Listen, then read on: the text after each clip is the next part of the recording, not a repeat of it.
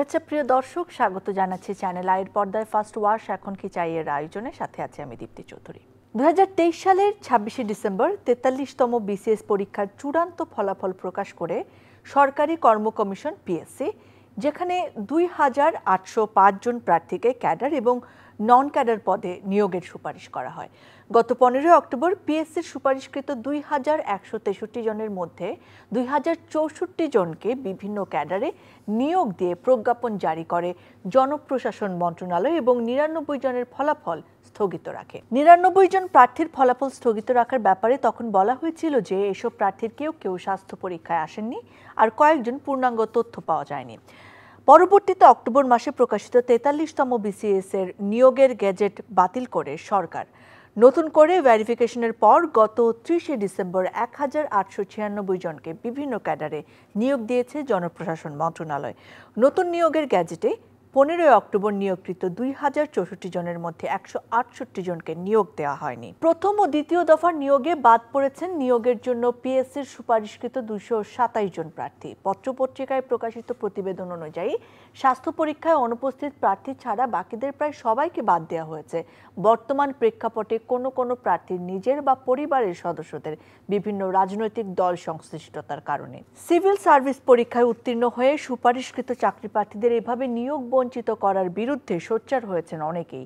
বৈষম্য বিরোধী ছাত্র আন্দোলনের অন্যতম সমন্বয়ক সার্জিস আলম তার ফেসবুকে লিখেছেন, আওয়ামী লীগের সময় আওয়ামী লীগ পরিবার ব্যতীত অন্যান্য পলিটিক্যাল ব্যাকগ্রাউন্ড থেকে আসা যে কারোর জন্য এই প্রথম শ্রেণীর সরকারি ভালো চাকরি পাওয়া ছিল ভীষণ কঠিন। একই ধরনের চিত্র যদি এখন দেখা যায় তাহলে পার্থক্যটা কোথায়? দর্শক, আমাদের আজকের আলোচনার বিষয় চাকরির প্রার্থী কেন নেবেন নিকটজনের রাজনৈতিক পরিচয়ের দায়।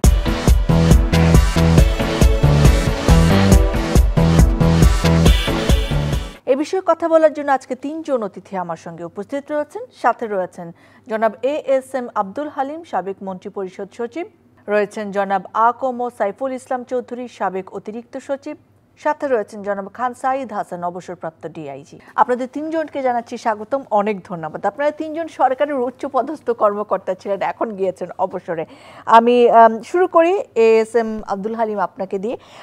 কোন কোন কারণে আসলে চাকরি পরীক্ষায় উত্তীর্ণ হওয়ার পরে বা সুপারিশকৃত হওয়ার পরেও একজন প্রার্থীর চাকরি না হতে পারে? আজকের এই অনুষ্ঠানে আসার আগে আমি একটু কথা বলছি, সেটা হচ্ছে আমি উত্তরবঙ্গ থেকে এসেছি। উত্তরবঙ্গে আমার বাড়িও জামালপুর জেলার ইসলামপুর, একেবারে আপনার সেই গাইবান্ধার কাছাকাছি প্রত্যন্ত অঞ্চলে, এবং এত শীত, প্রকট শীত, মানুষের দরিদ্র মানুষের আহাজারি দেখে মনে হচ্ছে যে আমরা মানুষের যে সরকারের যে কল্যাণমুখী দায় আছে সেই দায়গুলি আগে থেকে যেমনভাবে করা হয়েছে, সেখানে মানুষের ঘর বাড়ি কিছু নেই, একদম যমুনার তীরে তারা ঘর তৈরি করে আছে, শীতে কাঁপছে। তাদের জন্য সহানুভূতি আমাকে জানাতে হচ্ছে, কারণ বিগত সরকার এই লোকগুলির জন্য কিছু করেনি।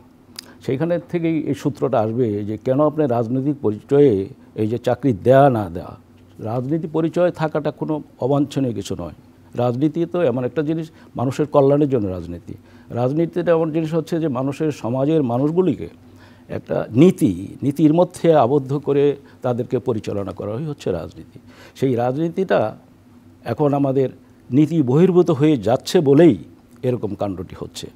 আপনি যে প্রশ্নটি করেছেন যে এই যে সমস্ত ছেলেদেরকে বাদ দেওয়া হয়েছে এবং কী কারণে তাদের বাদ দেওয়া হতে পারে, নিয়মটা হচ্ছে যে একটা পুলিশ ভেরিফিকেশন হয়, যে পাবলিক সার্ভিস কমিশন আছে। প্রথম হচ্ছে যে প্রথম যদি একটু এগিয়ে যাই, আমি যেহেতু ক্যাবিনেট সেক্রেটারি ছিলাম, I was the chairman of আপনার সিলেকশন বোর্ড, সেটা সুপিরিয়র সিলেকশন বোর্ড বলে। সেই সিলেকশন বোর্ড থেকে প্রথম এগুলো রিকমেন্ড করা হয়। আর যেটা প্রাথমিক যেটা বলছেন সেটা অবশ্য সুপিরিয়র সিলেকশন বোর্ডে আসেন, সেটা আমি পরে বলবো। এখন যে কারণগুলিতে বাদ দেওয়া হয়, প্রথম হচ্ছে পুলিশ ভেরিফিকেশনটা হয়। পুলিশ ভেরিফিকেশনের মধ্যে প্রথমত হচ্ছে যে যেই ছেলেটা যে পরীক্ষা দিয়ে পাশ করে এসছে তার ব্যাকগ্রাউন্ডটা কী, ব্যাকগ্রাউন্ড বলতে পারিবারিক ব্যাকগ্রাউন্ডে তার ক্রিমিনাল কোনো অ্যাক্টিভিটিস আছে কিনা, এবং ক্রিমিনাল অ্যাক্টিভিটিসটি প্রমাণিত হতে হবে। চুরি মামলা হতে পারে, মোরাল টার্পিটিউড ইত্যাদি বিষয় হতে পারে, তার কনভিকশন হয়েছে কিনা, অথবা মিনিমাম তো চার্জশিটটা হয়েছে কিনা। মামলারও একটা স্টেজ আছে, কিন্তু একটা হলো প্রথম হলো এফআইআর, মধ্যে ডিআইজি আছেন, উনি ভালো বলতে পারেন পুলিশে। এটা এই প্রথম হলো এফআইআর থেকে ইনভেস্টিগেশন হবে, তারপর হলো আপনার চার্জশিট, চার্জশিট যাবে কোর্টে, কোর্টে হবে বিচার। তো বিচার হয়ে যদি সে খালাস হয়ে যায় সেখানেও তাকে দোষী ধরতে পারবেন না। আচ্ছা, আর যদি কনভিকশন হয় দেন ইউ ক্যান সে যে হ্যাঁ তার একটাই মামলায় কনভিকশন হয়েছে, এবং সেখানে বোধহয় লিমিটেশন থাকে যে মিনিমাম 2 মাস 3 মাস 6 মাসের এরকম কনভিকশন। এখানে এমন কিছু দেওয়ার সুযোগ আছে কি যে উনি অমুক দল করতেন এরকম নিশ্চয়ই এটা কখনো নয়। এরকম অমুক দল করা এখন যে কারণে বাদ পড়ে বা বিগত সরকার আমলে যেটা হয়েছে সেটা হচ্ছে যে আমি যেটা শুনেছি অনেক ছেলেরা বেরিয়ে এসে বলেছেন যে মানে পাবলিক সার্ভিস কমিশনের মেম্বার সাহেবরা টেলিফোন করেছে আপনার গ্রামে টেলিফোন করেছে চেয়ারম্যান, অথবা ওইখানে ওই সরকার যখন ছিলেন আওয়ামী লীগের কোনো সদস্য ইউনিয়ন লেভেলে যে উনি আপনার হয়তো সভাপতি ছিলেন বা তাকে টেলিফোন করা হয়েছে যে এই ছেলেটা কী করে, আওয়ামী লীগ না বিএনপি না অন্য। আপনি জানেন যদি সে কোনো দল নাও করে থাকে তার বিরুদ্ধে, কারণ শুধু ওই ছেলেটাকে চাকরি দেওয়া হয়েছে যে ছেলেটা বিলং টু আওয়ামী লীগ। এটা এবং আমি যে শুনে বিশ্বাস করিনি, কিন্তু পরবর্তীকালে যে সমস্ত ছেলে আমার কাছে এসেছে, আমার অঞ্চলে অনেক দু একটা ছেলে এসেছে, তারা কোনো দল না, নিরীহ ছেলে এবং ভালো ছেলে, ব্রিলিয়ান্ট ছেলে, তারা চাকরিচ্যুত না, চাকরি বঞ্চিত হয়েছে। আকমল সাইফুল ইসলাম চৌধুরী, আপনি কি আমাদের বলতে পারেন যে এটা আসলে কখন থেকে, একেবারে স্বাধীনতার পর থেকে এরকম রাজনৈতিক পরিচয় বিবেচিত হতে শুরু করেছে নাকি কোনো একটি নির্দিষ্ট ঘটনা বা প্রেক্ষাপটে? এই রাজনৈতিক পরিচয় আসলে স্যারও যেভাবে বললেন যে স্বাধীনতার আগে যদি আমরা দেখি তাহলে দেখা যাচ্ছে যে একদম কয়েকজন অফিসার আছেন সিএসপি যারা 1964 সালে ঢাকা বিশ্ববিদ্যালয়ে যে সমাবর্তন অনুষ্ঠান হয়েছিল তাতে তারা একদম সরাসরি তদানীন্তন গভর্নর মোনায়েম খানের বিপক্ষে অবস্থান নিয়েছিলেন। 1965 সালে আপনার ভিয়েতনাম যুদ্ধের কারণে ইউসিস ভবন ভাঙচুর হয়েছিল, সরকারের বিরুদ্ধে আন্দোলনে গিয়েছিলেন তারা, এবং তারা অনেকেই মামলার ভুক্ত ছিলেন, কিন্তু তারা ব্রিলিয়ান্ট রেজাল্ট করেছিলেন এবং সিএসপি হয়েছিলেন। বাংলাদেশ আমলেও তারা চাকরি করেছেন এবং শীর্ষ পদে চাকরি করে গেছেন। ছাত্রলীগ ছাত্র ইউনিয়ন করারাও চাকরি পেয়েছেন। হ্যাঁ, অবশ্যই তারা পেয়েছেন। এবং আপনি ধরেন যে তারপরে যদি আপনি আসেন যে 1982 সালে 14ই ফেব্রুয়ারি ছিল জেনারেল এরশাদের বিরুদ্ধে সবচেয়ে বড় আন্দোলনটা হয়েছিল ওই সময়ের ভেতরে চাকরি নিয়োগের। সেই আন্দোলনে যারা নেতৃত্ব দিয়েছিলেন তাদের অনেকেই 1982 বিশেষ ব্যাচ, 1984, 1985-তে তারা চাকরিতে যোগদান করেছেন। আমি আন্দোলনে ছিলাম, আমিও 85-তে জয়েন করেছি। আমি একদম গ্ল্যারিং এই সময় তারা রীতিমতো আন্দোলন করেছে জেনারেল এরশাদের বিপক্ষে।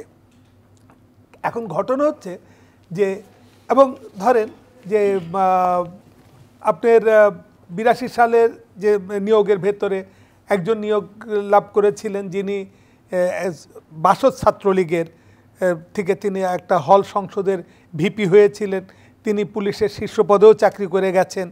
হ্যাঁ, নিয়োগে কোনো বাধা হয়নি। কারণটা হচ্ছে কি যে রাজনীতি যে করে সে সচেতন থাকে, এবং যারা রাজনীতি ছাত্র জীবনে করেছেন, ছাত্র রাজনীতি করুক বা অন্য যে কোনো সংগঠন করুক, সেটা কচিকাঁচা, খেলাঘর ইত্যাদি যে সংগঠনগুলো যারা করেছে, তারা দেখা যায় কি কর্মজীবনে তারা খুব সফলতার স্বাক্ষর রাখতে পেরেছেন।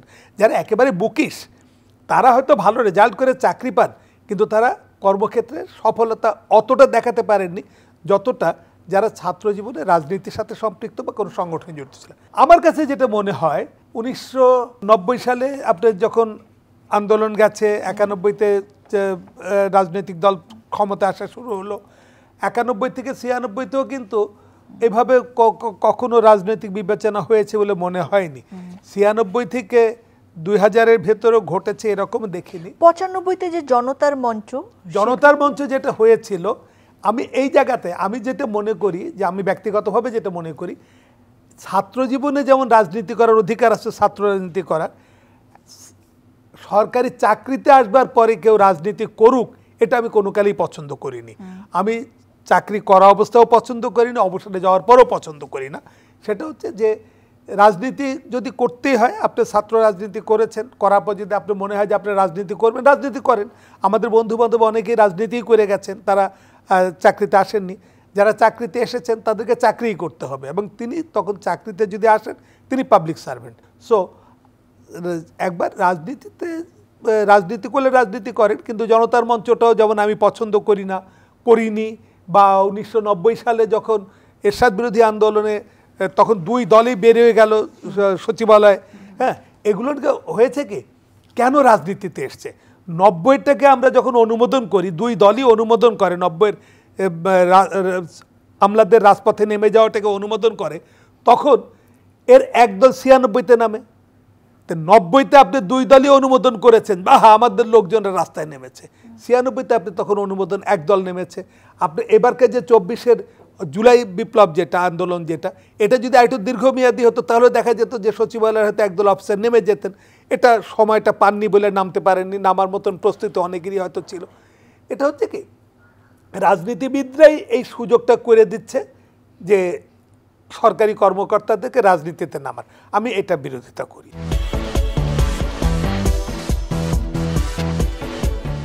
সময় বদলে যায়, কিন্তু সৌন্দর্যের সংজ্ঞা বদলায় না। রূপ বদলে যায়, কিন্তু আভিজাত্যের মানে একই থেকে যায়। ঐতিহ্য যখন আপন করে নেয় আধুনিকতাকে, তখন সৌন্দর্য ঠিকই খুঁজে নেয় স্যান্ডেলিনাকে। স্মরণের ছোঁয়ায় তোমার উপমায় বদলে দিলে যে আমার। স্যান্ডেলিনা সো, রূপচর্চায় আভিজাত্য। খান সাঈদ হাসান, আপনার কাছে জানতে চাই, আপনি পুলিশের অনেক বড় পদে ছিলেন।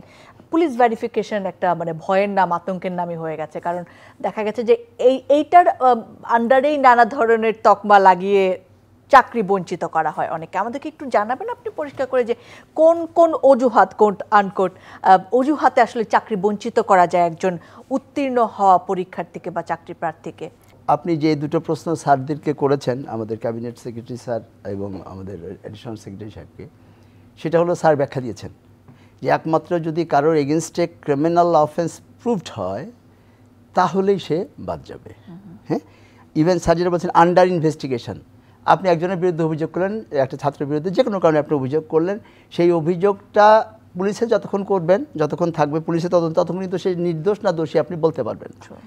তারপরে স্যার যেটা বললেন যে তারপরে চার্জশিট, মানে পুলিশের তদন্তে প্রমাণিত হওয়ার প্রেক্ষিতে সে চার্জশিট দিল, সেই চার্জশিটটাও আপনি কনক্লুড করতে পারবেন না যতক্ষণ পর্যন্ত ওই চার্জশিটের প্রেক্ষিতে কোর্ট তাকে কনভিকশন না দেয়। যখন কোর্ট কনভিকশন দেবে তখনই আপনি তাকে বলতে পারেন কনভিক্টেড। এটাই হলো কনভিকশনের সিভিল ল। ওকে, আর এটা যেটা বললেন যে আপনি কোন সাল থেকে, তার মানে আপনি এখন ক্লিয়ার যে কনভিক্টেড হলেই মাত্র কেবলমাত্র তাকে আপনি বাদ দিতে পারেন, এছাড়া অন্য কোনো ওয়ে নাই। ওকে, উনি যেটা বললেন যে ওই যে 91 যে 95-এর কথা যেটা বললেন সেটা জনতার মঞ্চের কথা বললেন, কিন্তু 91 থেকে 96 আমাদের অভিজ্ঞতা তাই বলে, 96 থেকে 2001 এর মধ্যেও কিন্তু এরকম আমাদের সেরকম ওইভাবে দৃশ্যমান হয়নি। আচ্ছা, আর যদি তার আগের কথা যদি বলেন, আমি 1988-এর ব্যাচ, আমি নিজে ছাত্র দলের সাথে সম্পৃক্ত ছিলাম, তাহলে আমার HM এর সাথে সময় আমার চাকরি হয়ে যদি ওই বিবেচনাতে হতো। আর এখন আমার বাবা মার কথা তো বাদ দিন, এখন তো বলছেন বাবা মা যদি করে বা চাচা করে। আমি নিজে বলতে চাই, আই ওন মাইসেলফ, যে আমি নিজে ছাত্র দলের সাথে সম্পৃক্ত ছিলাম। তারপরেও আমি 1988 সালে আমি সিভিল সার্ভিস পরীক্ষা দিয়ে, শুধু পরীক্ষা দেওয়ার রীতিমধ্যে আমি আমার ক্যাডারে ফার্স্ট হয়েছিলাম। বাদ পড়া তো অনেক পরের কথা, আমি নিজে। এখন যেটা হলো সেটা হলো আমাকে একটু প্রেক্ষাপট বলতেই হবে যে এই যে পুলিশ ভেরিফিকেশান তো কোনো ব্যক্তি বিশেষের ভেরিফিকেশন না। আমাদের সিভিল সার্ভিসে প্রত্যেকটা অফিসার কোন কাজ করতে পারবে, কোন কাজ করতে পারবে না, কোন কাজ কোন প্রসিডিউর অনুযায়ী করতে হবে, একদম এভরিথিং ইজ রিটেন, এখানে মৌখিক কোনো হিসাব কিতাব নাই। হ্যাঁ, তো পুলিশ ভেরিফিকেশনের ক্ষেত্রে ওই জিনিসটাই দেখা হয় যে তার বিরুদ্ধে কোনো ক্রিমিনাল কনভিকশন আছে কি না। ইভেন যদি আন্ডার ইনভেস্টিগেশনও থাকে, হয়তো লিখে দিতে পারে যে তার বিরুদ্ধে একটা অভিযোগ থানায় তদন্ত আছে বা পুলিশের তদন্ত আছে, সেটা প্রেক্ষিতে আপনার বাদ দেওয়ার কোনো ইখতিয়ার নাই। আমাদের স্যার তো একদম ক্লিয়ার এটা বলে দিয়েছে।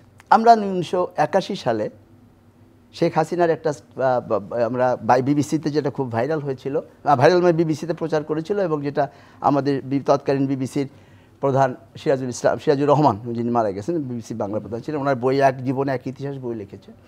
সেটা হলো একটু লম্বা হবে, আমি একটু বলছি। সেটা হলো যে উনি লিখেছেন যে 1981 সালে যখন শেখ হাসিনা আওয়ামী লীগের সভানেত্রী হলেন, তখন ভাবলেন যে উনি তাকে একটু সবার কাছে পরিচিত করাবেন ওয়ার্ল্ড ওয়াইড। তখন তো বিবিসি আর আপনার ভয়েস অফ আমেরিকা ছাড়ানো কিছু ছিল না, এত চ্যানেল তো তখন ছিল না। তো ওনাকে নিয়ে একটা সাক্ষাৎকারের ব্যবস্থা করেন। তো সেই সাক্ষাৎকারে যিনি সাক্ষাৎকারটি নিয়েছিলেন জন রেনার, ওনার নাম। তো জন রেনার তাকে যখন অভিনন্দন জানিয়েছিলেন, তখন উনি রিয়াক্ট করেছিলেন যে আপনি আপনার অভিনন্দন কেন জানাচ্ছেন। তো তখন উনি বলছেন, আপনি দেশটা ছোটো হতে পারে, কিন্তু এত বড় একটা পার্টির আপনি প্রধান হয়েছেন, সেজন্য আপনাকে অভিনন্দন জানাচ্ছি। তো উনি জবাবে তখন বলেছিলেন, ইংরেজিতে বলেছেন, আই হেট পলিটিক্স, আমি একদম ভার্বেটিভলি বলছি। তখন ন্যাচারালি আমি পুলিশ অফিসার যদি বলি যে আমি হেট পুলিশিং, স্যার যদি বলে আই হেট সিভিল সার্ভিস, আপনি একজন উপস্থাপক সেই যেতে এত বড় ইন্টারেস্টিং আর কোশ্চেন তো আর কিছু থাকবে না। উনি সাথে সাথে বলছেন কেন?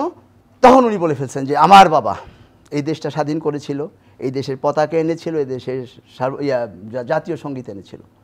তাকে যখন 3.5 বছর পরে নৃশংসভাবে হত্যা করা হয় তখন এই দেশের মানুষ কান্না করেনি, বরং মিষ্টি বিতরণ করেছে। আমি সেই প্রতিশোধ নেওয়ার জন্য আমি রাজনীতিতে এসেছি। ক্লিয়ার? আমি বইটার আপনি পেজ পৃষ্ঠা বই সব আপনাকে রেফারেন্স দিতে পারবো। Actually she came to this আমাদের ইন পলিটিক্স অফ বাংলাদেশ সেই জনগণের বিরুদ্ধে প্রতিশোধ নেওয়ার জন্য, এবং সেটাই উনি গত 17 বছর করেছেন। না হলে আমি ছাত্র জীবনে টিউশনি করে লেখাপড়া করছি, টিউশনি কি অপরাধ? নো। তাহলে টিউশনের জন্য রাজনীতি করা কি অপরাধ? আপনি যদি কোনো ব্যান্ড পার্টি না করেন, যদি আপনি আন্ডারগ্রাউন্ড পার্টি না করেন, যদি আপনি কমিউনিস্ট পার্টি না করেন, যেটা এখন ছাত্রলীগ করা অপরাধ, যেহেতু ছাত্রলীগকে কোর্টে ব্যান করেছে। কিন্তু ওই সময় আপনি আপনি আপনি টিউশন না করে আপনি রাজনীতি করতেন, আপনি রাজনীতি না করে একটা নীল খেতে আপনার ব্যবসা করতেন, এটা কোনোটাই অপরাধ না। তাহলে আমি সেই রাজনীতি আমি নিজেই করে থাকি, আপনি আমাকে কোন আইনে বাদ দিবেন? কিন্তু হাসিনা গত 15 বছরে যেটা উনি এস্টাবলিশ করেছেন যে কোনো আইন হবে না, আমি প্রতিশোধ নিব এই দেশের জনগণ মানে ইনডিসক্রিমিনেটলি, তার সে হোক যে দলের যে মতের, আমি নিব, এবং সেইটার সাথে হয়তো জাতীয় আন্তর্জাতিক পর্যায়ে যাদের এর সাথে মিলে গিয়েছিল তার সহায়তা নিয়ে সে এই কাজগুলো করেছে। যার ফলে আমি আপনার এখানে বলার পরে আমি পরশুদিন যখন আমাকে বলা হলো, আমি একটু স্টাডি করলাম একদম specifically as a police officer. আমি আমার একটা নিকটাত্মীয়ের মধ্যে একটা মেয়েকে পেয়ে গেলাম। মেয়েটা অল থ্রু সে জীবনে কোনোদিন সেকেন্ড হয়নি, তাকে আমরা ডাক্তারি পড়াতে চেয়েছিলাম, সে ডাক্তারি পড়েনি, তার এগ্রিকালচারের প্রতি এটা আগে থেকে ফ্যাসিনেশন ছিল। ফার্স্ট ক্লাস ফার্স্ট হয়েছে মেয়েটা অনার্সে, এবং তার মাস্টার্সেও। সেই মেয়েটি এবার 43-তে বিসিএস কৃষি ক্যাডারে কোয়ালিফাই করে তার সিরিয়াল হচ্ছে সিরিয়াল 10, যেটা বললেন আপনি 15 অক্টোবরে। খুব খুশি, তো আমরা তো খুশি ছিলাম, চাইছিলাম তোমাকে ডাক্তার হইতে, কিন্তু তার বাবা যেহেতু কৃষি ডিপার্টমেন্টে চাকরি করতে। এনিওয়ে সেই মেয়েটির বাবা, আমি একটু পরিচয় দিই, রাজনৈতিক পরিচয়, যদিও এটা ইরিলেভেন্ট, বাট তারপর আমি বলার জন্য বলছি, তার বাবা 1991 সাল থেকে বিএনপির সাথে সম্পৃক্ত, এবং এখনও সে উল্লাপাড়া, যে আমি ওনার কথা বলছি, সে উল্লাপাড়া থানা বিএনপির একটা মধ্যম সারির নেতা, আমার আপন ছোটো ভাই, আমার ফার্স্ট কাজিন, আর আমি তো তার চেয়ে ভাই, আমার পরিচয় তো মোটামুটি সবাই জানি। তো সেই মেয়েটিকে 30 তারিখে বাদ দিয়ে দেওয়া হয়েছে, লাস্টে যেটা করা হয়েছে বাদ। তো আমি ওর যখন বাদ দিয়েছে আমি আকাশ থেকে পড়লাম sir, I went to establish জনপ্রশাসন মন্ত্রণালয়। সেখানে যখন গেলাম তখন আমাকে তারা যে কথাটা বললো, এটা আমি পাবলিকলি বলতে পারছি না, বিকজ ওইটা অথরাইজ কিছু না। যে গোয়েন্দা সংস্থার কথা বলা হয়েছে একাধিক, সেটা আমি এসবিটা কোট করতে পারি, বিকজ সিভিল সার্ভেন্টদের ভেরিফিকেশন করে হলো স্পেশাল ব্রাঞ্চ, পুলিশের স্পেশাল ব্রাঞ্চ, যেটাকে আমরা এসবি বলি। এছাড়া যত রকমের গোয়েন্দা দেখেন, এদের আদৌ কোনো অথরিটি নাই সিভিল সার্ভিসের ভেরিফিকেশন করার জন্য। তো তাদের এরকম 2টা সংস্থার কোড করে বলে আমাকে দেখালো, অফ দ্য রেকর্ড দেখালো, তাতে একটাতে লেখা আছে বোধ হয় কি অসুপারিশকৃত, আর একটা হলো যে কি যেন একটা মানে শব্দ তাকে মানে এনিওয়ে। তো যাই হোক, এখন এইটা দেখার পরে আমি বললাম যে এটা কিসের অথরিটিতে? তো যে কনসার্ন অফিসার আসে সে বললো যে বেটার, আমি তো এটা বলতে পারি। এইটা চালু করেছে হলো গত 15 বছর যাবত। এবং মজার ব্যাপার হলো কি জন্য বাদ দেওয়া হয়েছে, আপনি সমস্ত প্রিলিমিনারি একটা জানেন আপনি নিশ্চয়ই, যে একটা মানে প্রাথমিকভাবে পরীক্ষা দিয়ে থেকে শুরু করে একদম ফাইনালি সিলেকশন পাওয়া পর্যন্ত কতগুলো স্টেপ করতে হয় স্যার। একটা ছেলে বা একটা মেয়ে, একটা যে একটা আমাদের সম্ভাবনা, এবং একটা তরুণী বা তরুণ, সে এতগুলো স্টেপ পার হওয়ার পর শেষে যে তাকে কেন বাদ দেওয়া হচ্ছে সে জানতেছে না, এবং তার এগেইনস্টে কোনো রেকর্ড নাই। এটা এক প্রকার স্বেচ্ছাচারিতা, মানে আমার আমি বলি এটা ক্রিমিনাল অফেন্স হয় কিছু একটা, আমি আপনাকে বলি এটা স্বেচ্ছাচারিতার কোনো সুযোগ নাই, এটা ক্রিমিনাল অফেন্স। এটা এখন হয়তো ওই যে সেটা হচ্ছে কি, ওই যে 15 বছরে যে কোনো আইন কানুন বাদ দিয়ে যে হাসিনা যেটা বলবে, রানী যেটা, রাজা যেটা বলবে ওইটাই করতে হবে, ওইটা একটা কালচার গত 15 বছরে পাবলিক সার্ভেন্টের মধ্যে ডেভেলপ করে গেছে, ওটা থেকে এটা করছে। আদারওয়াইজ কোনো এডুকেটেড সার্ভেন্টের পক্ষে কিন্তু দেখায় আসলে কি, আমার কথা হচ্ছে লেখা দুটো ওয়ার্ড অসুপারিশকৃত অথবা কি কারণ দেখানো কোনো দায়ী নেই, রাজনৈতিক কারণ বিএনপি অথবা জামাতের একটা কিছু লিখে দিয়ে, এটা কি লিখতে পারে না, কিন্তু এখন পারছে। সেই 15 বছরে সেটাই তো কথা, যে কোনো রকম নর্মস, কোনো রকমের বিধি বিধান কিছু তো ছিল না।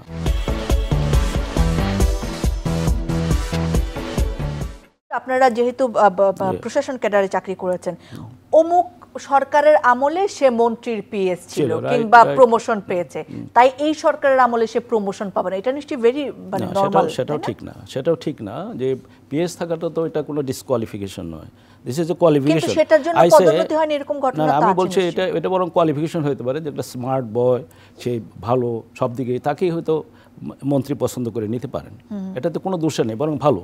কিন্তু এখন ব্যাপার হচ্ছে যে বিষয়টা এই 15 বছরে এমন একটা বিষয় হয়ে গেছে যে রাজনীতিটা একটা নেগেটিভ স্লোগান হয়েছে। আপনার বাড়িতে যদি আপনার ছেলে মিথ্যা কথা বলে বাপের সঙ্গে, তখন বলে যে তুই কি আমার সঙ্গে পলিটিক্স করছিস, হোয়াট ডাজ ইট মিন? এটা অর্থ হচ্ছে পলিটিক্সটা এত মানে ঘৃণার ব্যস্ত হয়েছে। 15 বছর এখন ছাড়াও শেখ হাসিনা যদি যেটা বলেন, বলেছেন, জি। শেখ হাসিনা যখন বলেছেন আই হেট পলিটিক্স, সেটা হচ্ছে তার মনের সেই মানে তার যে মোরাল ভ্যালুজ সব কিছু হারিয়ে উনি এসছেন এর প্রতিশোধমূলক মন নিয়ে। সেখানে উনি জনগণকে কোনো তোয়াক্কা করেন না। তার বাপের মৃত্যু হয়েছে বা যে কোনো দুর্ঘটনা, এটাও আমরা নিন্দা করি যে একটা মানুষকে হত্যা করা, কিন্তু উনি এটা প্রতিশোধ নিতে এসেছেন, সেই প্রতিশোধটা উনি নিয়েছেন এবং সেই প্রতিশোধ নিয়ে যে সারা দেশটাকে উনি ধ্বংস করে দিয়েছেন, মানুষের মোরালিটি ভ্যালুজ সব কিছু নষ্ট করে দিয়েছেন। এখন যদি আমরা রাজনীতির কথা বলেন, এটা ওই পলিটিক্স যেটা আমরা যেমন যেহেতু বিএনপি করি, আমরা তো একটা আদর্শের ভিত্তিতে এখানে দলে এসেছি। শহীদ প্রেসিডেন্ট জিয়াউর রহমানের আদর্শটা কি? তিনি সত্যকে ভালোবেসেছিলেন, truth is beauty, beauty is truth, সেই বিশ্বাস করতেন তিনি। দুষ্টের দমন, শিষ্টের পালন, ভালো যেটা সেটাকে লালন করা, দুষ্টকে দমন করা। কিন্তু এই 15 বছর হচ্ছে কি, দুষ্টকে দমন করা, শিষ্টকে বিতাড়িত করা। এখন যেটা আপনি বলছেন ওইটা কি স্বৈরাচারিতা না, সে শব্দটা বললেন। স্বৈরাচারিতা কিন্তু কোনো পলিটিক্যাল লোকজন এক্সিকিউট করে না, তারা হয়তো সিদ্ধান্ত দেয়, বাট এক্সিকিউট করে দ্য পাবলিক সার্ভেন্টস। এখন যে পাবলিক সার্ভেন্ট এটা লিখেছে, নিশ্চয়ই কোনো না কোনোভাবে এসেছে, এখন তাকে লায়াবল করতে হবে যে ভাই তুমি কিসের উপর এটা করলা। তার কারণ আপনি দেখবেন, আপনি কোনো পলিটিশিয়ানকে আপনি ধরতে পারবেন না, বলবেন আমার কোনো ডকুমেন্ট আছে, কোনো কিছু আছে যে আমি যে কথা বলেছি তার কোনো গ্যারান্টি আছে? বিকজ এটা এসবি করুক বা অন্য যে কোনো গোয়েন্দা সংস্থা করুক, সবই সরকারি সংস্থা এবং তাদের প্রত্যেকটারই নর্মস আছে বা তাদের প্রত্যেকটারই কীভাবে কাজ করবে, তাদের ম্যানুয়াল আছে, তাদের গাইড আছে, তাদের সমস্ত কিছু আছে। আর এসবি ম্যানুয়াল দিয়ে এসবি চলে, আমি জানি না অন্য সংস্থাগুলো কীভাবে চলে। আর অন্য সংস্থা তো এদের তো তাদের এখতিয়ারই না এটার মধ্যে, এটা তো এখতিয়ার হাসিনা আসার পরে দিয়েছে। আরে ভাই আমি তো বিশেষ করে আসছি, স্যার আপনি করে আসছেন, উনি করে আসছে, আমাদের তো কেউ অন্য কোনো আদার দেন এসবি কেউ ভেরিফিকেশন মানে করে 2009 সাল পর্যন্ত এরকম কিছু ছিল না। নেভার। মানে ভেরিফিকেশন যেহেতু ছিল, civil কিন্তু service টা ভেরিফিকেশনের civil যে কিছু মানে আপনার ক্রাইটেরিয়া বা সেটআপ আছে না, যে এটা কলম আছে, কিন্তু এই একটা যে দায়বদ্ধতা তো তাদের থাকতে হবে, আছে, তাই না? স্টিল ইট ইজ Civil দেয়ার, service-এ সেটা ফিক্স করা হচ্ছে না, বাট এটা ফিক্স হবে ইনশাআল্লাহ। স্যার যেটা বললেন Okay. যে যদি জনগণের সরকার ক্ষমতায় আসে, তখন ডেফিনেটলি সব রেকর্ড থেকে যাচ্ছে যে ভদ্রলোক ওই যে আমার ভাস্তি যেটা লিখে দিয়েছে যে এটা হয় না, তাকে হি হ্যাজ টু এক্সপ্লেইন যে তুমি কেন বললা যে তুমি সুপারিশ করো না, কারণটা কি? সেটা খুবই ট্রান্সপারেন্ট হওয়া উচিত, তাই না? উচিত এবং উচিত হবে এবং এটা সিভিল ইনশার করতে সার্ভিসের হবে। যে কোনো ভেরিফিকেশনটা যেটা রিক্রুটমেন্টের সময়, এটা সিভিলিয়ানদের দিয়ে হওয়া উচিত এবং সেটা হচ্ছে এসবি, পুলিশের এসবি করবে, এটি হচ্ছে হওয়া উচিত। যেটা হলে পারে এটা সিভিলিয়ান এটা করবে।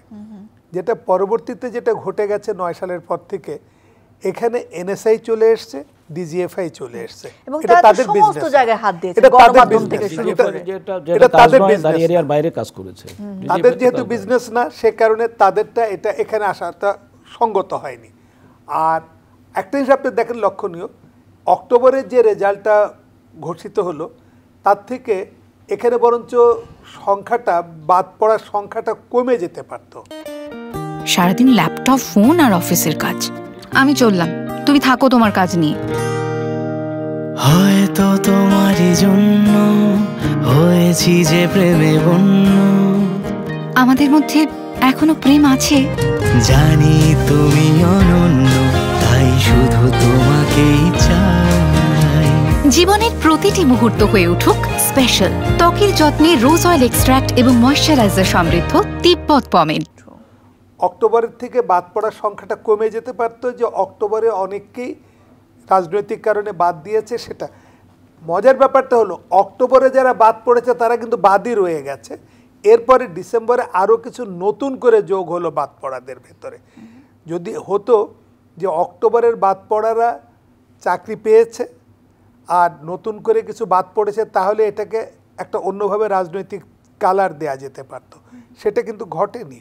তার মানে কি, আপনার জনপ্রশাসন কি তাহলে যারা এই কাজটা করেছেন, পুলিশের রিপোর্ট আছে, পুলিশের রিপোর্ট দেখবার পরে এটা তো পুলিশ যে রিপোর্ট দিয়ে দিয়েছে, এটুকুন যদি খালি পুলিশের রিপোর্টের উপরেই যদি একটা লোকের চাকরি আপনাকে ঠিক করতে হয়, তাহলে পরে জনপ্রশাসনে তার লোক দরকার নেই। তাহলে আপনার ওখানে পুলিশের রিপোর্টের পরে ওই এসপি সাহেবই ওখান থেকে দিয়ে দিক, কারণ ডিস্ট্রিক্ট থেকে তো এসপি বলে দিক যে হ্যাঁ আমার জেলায় এই কয়েকজন নিয়োগের জন্য সুপারিশ করলাম। কারণ তারা পুলিশ থেকে একটা রিপোর্ট এসছে, পুলিশ থেকে যেটা হাসান সাহেব যেটা বললেন, যেমন হয়তো অসুপারিশকৃত এরকম আসতে পারে, বা আসতে পারে যে রাজনৈতিক সম্পৃক্ততা রয়েছে এই ধরনের আসতে পারে। তাহলে জনপ্রশাসন মন্ত্রণালয় হচ্ছে মূলত নিয়োগকারী কর্তৃপক্ষ। পিএসসি সুপারিশ করেছে পরীক্ষার ফলাফলের উপরে, জনপ্রশাসন মন্ত্রণালয়কে তখন দেখা উচিত যে এই যে রাজনৈতিক সম্পৃক্ততা বলছে এটা কি কোনো গোপন রাজনৈতিক দলের সাথে, যেটা সরকার নিষিদ্ধ রাজনৈতিক দলের সাথে। আবার একটা প্রশ্ন আছে, আপনি এখন যদি বলেন যে একটা ছেলে ছাত্রলীগ করতে বলে বাদ দেবেন, ছাত্রলীগ এখন নিষিদ্ধ, কিন্তু এই ছেলে যখন ভাইবা পর্যন্ত দিয়েছে তখন পর্যন্ত নিষিদ্ধ ছিল না, অতএব সে তখন একটা স্বীকৃত রাজনৈতিক দলের সদস্য ছিল। আপনি যদি তাকে বাদ দিতে চান, আপনি কোর্টের একটা পরামর্শ নিতে পারেন যে আমরা এই অবস্থায় তাকে বাদ দেবো কিনা, সে এখনকার নিষিদ্ধ ঘোষিত সংগঠনের সদস্য। তাহলে জনপ্রশাসন মন্ত্রণালয়ের যারা কর্মকর্তারা আছেন নিয়োগ শাখার, তারা কোনো কিছু না দেখে যদি পুলিশ রিপোর্টের উপরেই করে দেন, তাহলে মাশাআল্লাহ তারা পুলিশের অধীনে চাকরিতে চলে যাক, জাতি সেটাতে রক্ষা পাবে। তাদেরকে দেখা উচিত ছিল। পুলিশ যেহেতু ওই যে ম্যানুয়াল অনুযায়ী কাজ করে, পুলিশ চাইলেই বলতে পারবে না, ওর ক্ষমতাই নাই, ওকে কারণ ব্যাখ্যা করে বলতে হবে, বিকজ ওর ম্যানুয়ালে লেখা আছে এবং ওকে জবাবদিহি করতে হবে আইন অনুযায়ী। কিন্তু আদার দেন পুলিশ যে সমস্ত তথাকথিত যারা আছে, তাদের তো আইনেও নাই, বিধিও নাই, কাজে তাদেরকে লিখতেও হয় না। তো সেই কারণে পুলিশ কিন্তু চাইলেই লিখতে পারবে যে আমি সুপারিশ করলাম না, তার পিছনে গ্রাউন্ড দিতে হবে এই কারণে, তাও বলতে পারবে না। তার শুধু যেটা লিখেছে এটাও যেটা অন্যায় করেছে, যারা অ্যাকসেপ্ট করেছে তারা অন্যায় করেছে। স্যার পুলিশ লেখেনি স্যার, এটা আমি খবর নিয়েছি স্যার পুলিশ লাইন, এবং পুলিশের ভেরিফিকেশনের প্রেক্ষিতে স্যার 15 অক্টোবরের যেটা হয়েছিল আমি জানি না স্যার, আমি যখন জেল থেকে বের হই তখন স্যার আমাকে বলছিল যে 6টা গোয়েন্দা সংস্থার পাওয়া গেছে, ক্লিয়ারেন্স পাওয়া গেছে, আর 3টা পাওয়া যায় না। আমি জিজ্ঞাসা করলাম জেলারকে যে ভাই আমি তো জানি 3টা, আমার জানা মতে এসবি, এনএসআই অ্যান্ড ডিজিএফআই, আর 6টা কি নাম বলো তো? ও 4-5টা বলছিল আনসার টানসার সহ, আর 3টা নাম আমি বলতে পারিনি, কাজে এখন দেয়ার আর সো মেনি আদার দেন পুলিশ। তো সেই ক্ষেত্রে এই জায়গাগুলো নিয়ে আমরা আরেকটু পরিষ্কার শুনতে চাই, পরের এপিসোডে কথা বলবো। প্রিয় দর্শক, আপনাদের অনেক ধন্যবাদ জানাচ্ছি। এই বিষয়ে বাকি কথা হবে পরের পর্বে, সঙ্গে থাকবেন নিশ্চয়ই।